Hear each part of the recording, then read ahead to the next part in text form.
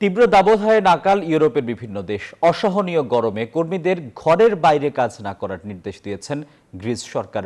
12টি শহরে সতর্কতা জারি করেছে ইতালি কর্তৃপক্ষ। রোমানিয়াতে তাপমাত্রা ছাড়িয়েছে 40 ডিগ্রি, বাড়ছে হিটস্ট্রোকে আক্রান্তের সংখ্যা। নাভিশ্বাস উঠেছে ইউক্রেনীয়দের জীবনে। বিদ্যুৎ বিভ্রাটে দিন পার করছেন ভুক্তভোগীরা। তীব্র দাবদাহে পুড়ছে ইউরোপের প্রাণ প্রকৃতি। স্থানীয় সময় মঙ্গলবার দেশটির 12টি শহরে সতর্কতা জারি করেছে কর্তৃপক্ষ। দিনের বেলায় বয়স্ক ব্যক্তি ও শিশুদের ঘরের বাইরে বের না হওয়ার নির্দেশ দেন তারা। একই সাথে নিষেধ করেন খোলা স্থানে শরীরচর্চা না করার, পাশাপাশি ভারী খাবার এড়িয়ে চলারও নির্দেশনা দেওয়া হয়।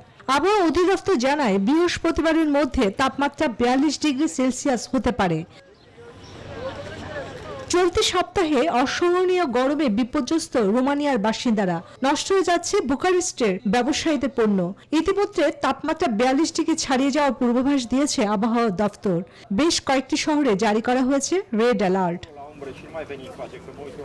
এদিকে তীব্র গরমে কর্মীদের বাইরে কাজ না করতে ব্যবসা প্রতিষ্ঠানগুলোকে নির্দেশ দিয়েছে গ্রিস। দেশটির শ্রম মন্ত্রণালয় জানায় দুপুর 12টা থেকে বিকেল 5টা পর্যন্ত বহাল থাকবে এই নির্দেশ। জুলাই মাস শেষ হওয়ার আগ পর্যন্ত গরম কমার কোনো সম্ভাবনা নাই জানায় তারা। তীব্র গরমে যে একটু স্বস্তি খুঁজছে কোমলমতি শিশুটি। চলছে তৃষ্ণা মেটানোর চেষ্টা। নাভিশ্বাস উঠেছে ইউক্রেনীয়দের নিত্যদিনের জীবনে। বিদ্যুৎ না থাকায় ফ্রিজে খাবার নষ্ট হয়ে যাচ্ছে। এদিকে পচনশীল সংরক্ষিত খাবারের দাম বেড়েছে দ্বিগুণ, কারণ জেনারেটরের সাহায্যে খাবার ঠিক রাখা হচ্ছে।